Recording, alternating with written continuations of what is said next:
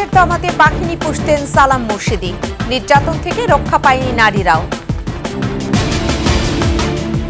আবু সাইদ হত্যা, সাবেক ডিআইজি বাতেন সহ 14 আসামির বিদেশ যাত্রায় নিষেধাজ্ঞা। নিরবচ্ছিন্ন গ্যাস সরবরাহের দাবিতে বিক্ষোভ। নরসিংদীতে ঢাকা সিলেট মহাসড়ক অবরোধ।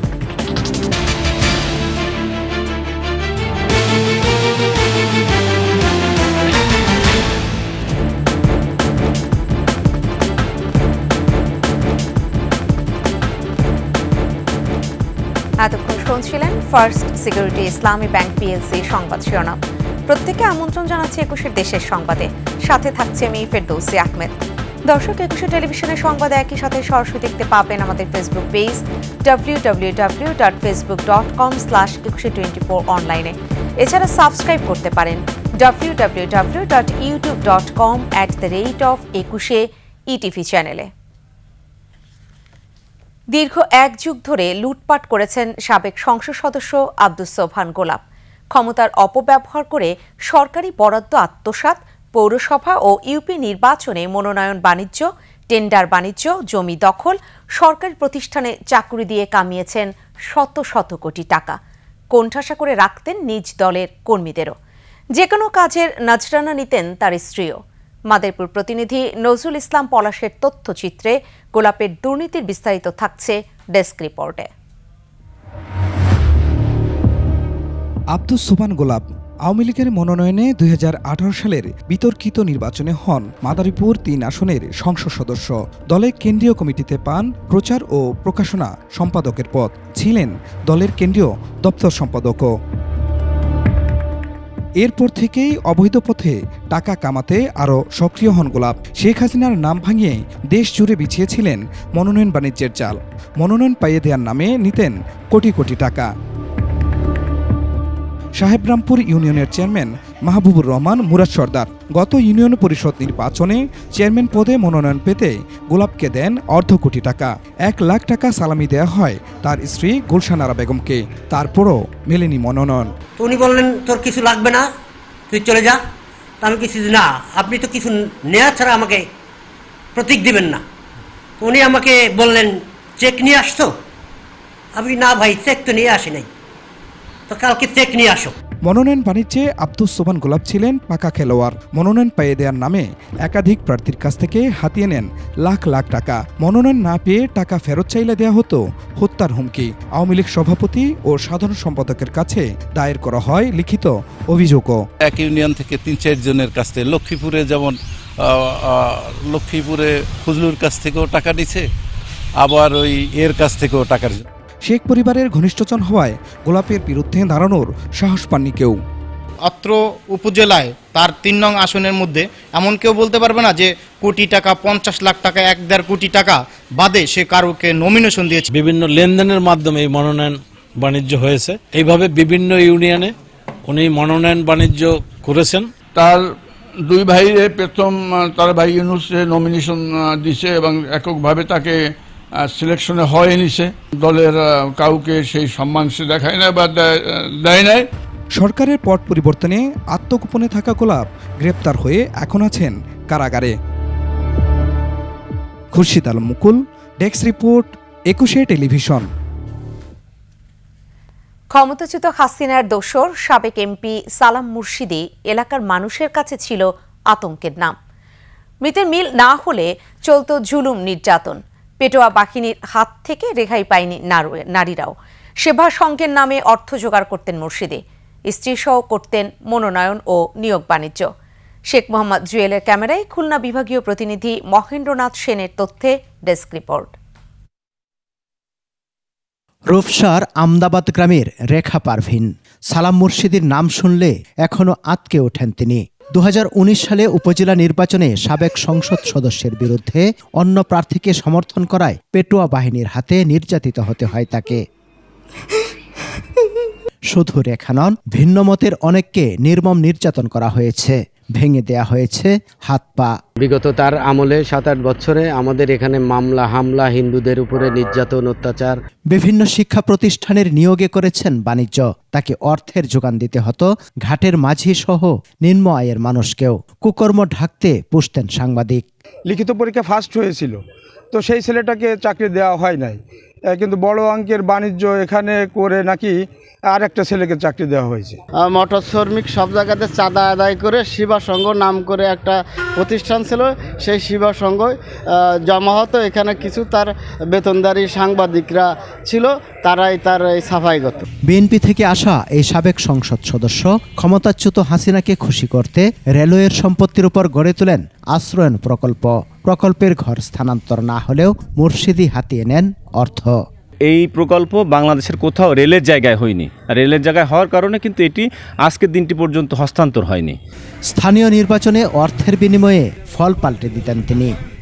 এই প্রার্থী হিসেবে ওনার মনোনয়ন দেওয়ার কারণে মুজিবর ভাইয়ের হাত থেকে উনি 30 লক্ষ টাকা মনোনয়ন জন্য নিয়েছে, আর ও পাশে ওনার স্ত্রী হাবিবির কাছ থেকে 50 লক্ষ টাকা নিয়েছে। সালাম মুর্শিদির অপকর্মের অন্যতম সহযোগী তার স্ত্রী শারমিন সালামকেও বিচারের আওতায় আনার দাবি এলাকাবাসীর। সমর ইসলাম, ডেস্ক রিপোর্ট, 21 টেলিভিশন। বৈষম্য বিরোধী ছাত্র আন্দোলনে পুলিশের গুলিতে বেগম রোকেয়া বিশ্ববিদ্যালয়ের ইংরেজি বিভাগের শিক্ষার্থী আবু সাইদ হত্যা মামলায় রংপুর রেঞ্জের সেই সময়ের ডিআইজি আব্দুল বাতিন সহ 14 জনের বিদেশ গমনে নিষেধাজ্ঞা দিয়েছেন আদালত।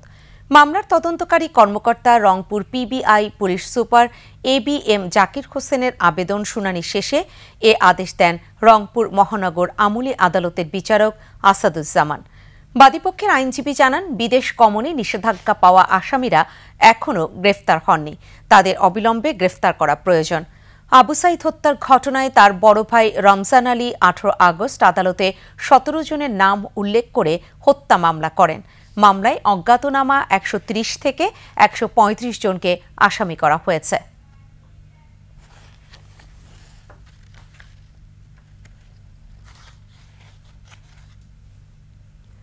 নির্বাচনকে সুকৌশলে নিয়ন্ত্রণ করতে প্রশাসনিক কারসাজি নিয়ন্ত্রকের দায়িত্বে আনা হয়েছিল সাবেক সচিব জাহাঙ্গীর আলমকে। পরবর্তীতে বৈষম্য বিরোধী আন্দোলনে হত্যাযজ্ঞের নির্দেশ বাস্তবায়ন সহ আওয়ামী সরকারের অনেক অপকর্মের অন্যতম হোতা এই জাহাঙ্গীর, এমন অভিযোগ বিশিষ্টজনদের। বিস্তারিত শিউলির স্বপ্নমের রিপোর্টে।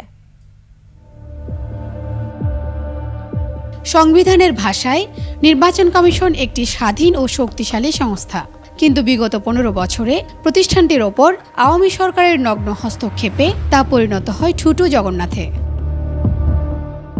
তৎকালীন সরকারের নির্বাচনী খেলার সব ধরনের ষড়যন্ত্র একটি নির্দিষ্ট সময় জুড়ে বাস্তবায়ন করেছেন সাবেক সচিব জাহাঙ্গীর আলম। 2022 সালের 27 অক্টোবর নির্বাচন কমিশনে যোগ দিয়ে নিজেই হয়ে ওঠেন সরকার ও ইসির মধ্যে শক্ত সেতু। সরকারি কর্মকর্তা এবং তার অনুগত কর্মকর্তাকে অন্যতম প্রধান জায়গায় মানে সাচিবিক দায়িত্ব পালন করার মধ্যে দিয়ে সে ম্যানিপুলেশনের কাজটা করেছে। সাবেক এই সচিবের বিরুদ্ধে অনিয়ম, দুর্নীতি সহ বিভিন্ন অভিযোগের বিষয়ে নিরপেক্ষ তদন্ত জরুরি বলে মনে করেন নির্বাচন ব্যবস্থা সংস্কার কমিশনের প্রধান। এটা সুষ্ঠু তদন্তের মাধ্যমে উনি যদি দোষী সাব্যস্ত হন তাহলে ওনার শাস্তি পাওয়া উচিত, আর দোষী সাব্যস্ত যদি না হন তিনি মুক্ত হবেন। ওনার বিরুদ্ধে অভিযোগ আছে, তাই অভিযোগগুলো তদন্ত হওয়া দরকার। স্বাধীন নির্বাচন কমিশনের জন্য দৃষ্টান্ত গড়ে তুলতে জাহাঙ্গীরের কঠোর শাস্তির দাবি উঠেছে রাজনৈতিক অঙ্গনে। সরকারি কোনো ক্রীড়ানক এইখানে এসে আর কখনো নির্বাচনে ম্যানিপুলেশন কাজ করবে না। প্রকৃত অভিযোগ সুনির্দিষ্ট করে গঠন করতে হবে। সেই সুনির্দিষ্ট অভিযোগ ছাড়া শুধু গ্রেপ্তার করলে এটা লোক দেখানো হবে। জাতীয় কিংবা স্থানীয় যে কোনো নির্বাচনে সরকারের নীল নকশা বাস্তবায়নে জাহাঙ্গীর আলম এতটাই পটু ছিলেন যে তার খেতাব হয়ে ওঠে ডামি নির্বাচনের কারিগর। শিউলি স্বপ্নম, 21 টেলিভিশন, ঢাকা। যানবাহনে 24 ঘণ্টা গ্যাস সরবরাহ এবং অবৈধভাবে সিলিন্ডারে গ্যাস বন্ধের দাবিতে ঢাকা সিলেট মহাসড়ক অবরোধ করে বিক্ষোভ করেন চালক মালিকরা। সকাল 11টা থেকে দুপুর 2:30টা পর্যন্ত ঢাকা সিলেট মহাসড়কের শাখে প্রতাপে অবস্থান নেন তারা। এ সময় মহাসড়কের দুই পাশের 20 কিলোমিটার এলাকায় যানজটের সৃষ্টি হয়। চালক ও মালিকরা বলেন, যানবাহন চলাচল স্বাভাবিক রাখতে 24 ঘন্টাই গ্যাস সরবরাহ করতে হবে। এছাড়া অবৈধভাবে গ্যাস সরবরাহ বন্ধে দ্রুত পদক্ষেপ নেয়ার দাবিও জানান তারা। চিকিৎসকের উপর হামলার প্রতিবাদে বাগেরহাটে অনির্দিষ্টকালের কর্মবিরতি পালন করছেন উপজেলা স্বাস্থ্য কমপ্লেক্সের চিকিৎসকরা। এতে চরম ভোগান্তিতে পড়েছেন রোগীরা। সকাল থেকে বহির্বিভাগের সেবা বন্ধ রেখে তারা কর্মবিরতি শুরু করেন। হামলাকারীদের গ্রেফতার করে শাস্তির আওতায় না আনা পর্যন্ত কর্মবিরতি চালিয়ে যাওয়ার ঘোষণাও দেন চিকিৎসকরা। বুধবার দুপুরে স্বাস্থ্য কমপ্লেক্সের জরুরি বিভাগে 3 চিকিৎসকের উপর হামলা করে 20 থেকে 25 জন দুর্বৃত্ত। ঘটনার পর মোরেলগঞ্জ থানায় মামলা করেন চিকিৎসকরা। ঠাকুরগাঁও 2 আসনের 7 বারের সাবেক সংসদ সদস্য দবিরুল ইসলামকে কারাগারে পাঠানো হয়েছে। সিনিয়র জুডিশিয়াল ম্যাজিস্ট্রেট বিশেষ আদালতের বিচারক রহিমা খাতুন জামিন আবেদন করলে আদালত নামঞ্জুর করে কারাগারে পাঠানোর আদেশ দেন। পুলিশ জানায়, 3 সেপ্টেম্বর স্থানীয় ব্যবসায়ী হাবিবুর রহমান বাবলু বাদী হয়ে 10 কোটি টাকা চাঁদাবাজির অভিযোগ এনে দবিরুল ইসলামকে প্রধান আসামি করে 28 জনের নাম উল্লেখ করে এই মামলা করেন। সেই মামলায় সাবেক এমপিকে বুধবার রাত 2টার দিকে ঠাকুরগাঁও সদর উপজেলার রুহিয়া থানা আওয়ামী লীগ নেতা আলমগীর হোসেনের বাসা থেকে গ্রেফতার করা হয়। এর আগে গত 11 সেপ্টেম্বর ঢাকার নিকুঞ্জ এলাকা থেকে গ্রেফতার করা হয় দবিরুল ইসলামের ছেলে সাবেক এমপি মাজহারুল ইসলাম সুজনকে।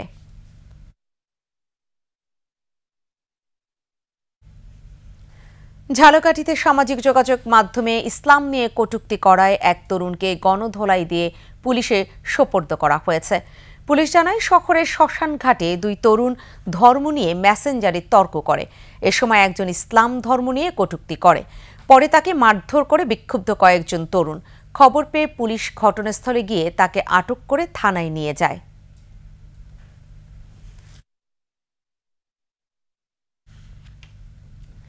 ফেনীতে অভিযান চালিয়ে বিভিন্ন মামলায় 30 জনকে গ্রেফতার করেছে পুলিশ। ভোলা থেকে 6 মাদক ব্যবসায়ীকে আটক করেছে যৌথ বাহিনী। পুলিশ জানায়, ফেনীতে বৈষম্য বিরোধী ছাত্র আন্দোলনের 13 মামলায় গত 48 ঘণ্টায় 30 জনকে গ্রেফতার করা হয়েছে। তাদের আদালতের মাধ্যমে জেল হাজতে পাঠানো হয়েছে। এদিকে ভোলার বাপ্তা পাইলট এলাকা থেকে 6 জনকে গ্রেফতার করেছে যৌথ বাহিনী। জব্দ করা হয়েছে 28.5 কেজি গাঁজা ও 187 বোতল ফেন্সিডিল, 17 পিস ইয়াবা, 1টি রামদা, 6টি মোবাইল ফোন এবং নগদ 32,080 টাকা। বেনাপোলের ঘুনাথপুর সীমান্ত এলাকা থেকে মাদক সম্রাট বাদশা মল্লিককে আটক করেছে বিজিবি।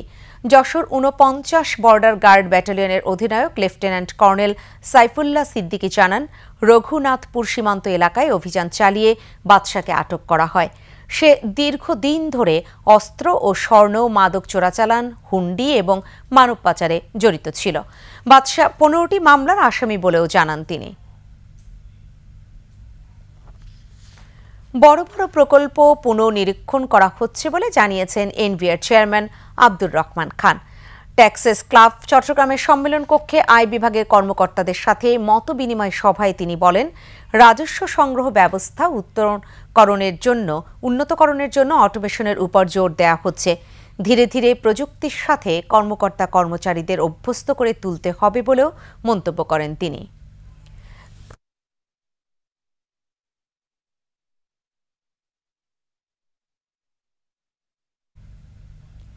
শেষ করছি 21-এর দেশের সংবাদ।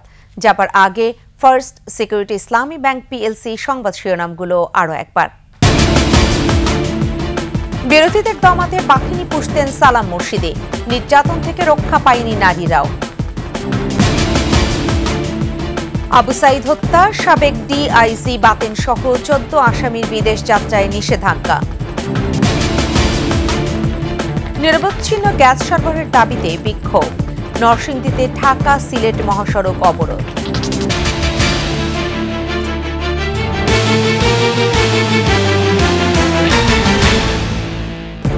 সর্বশেষ সংবাদ জানতে ডায়াল করুন 2021 নম্বরে, আর ভিজিট করুন 21-tv.com এই ওয়েবসাইটে। ফেসবুকে ভিজিট করতে পারেন www.facebook.com/2124 অনলাইনে। এছাড়া সাবস্ক্রাইব করতে পারেন www.youtube.com/21 চ্যানেলে। এতক্ষণ সাথে থাকার জন্য ধন্যবাদ। পরবর্তী সংবাদ সন্ধ্যা 7টায় দেখার আমন্ত্রণ রইল। 21-এর সাথেই থাকুন।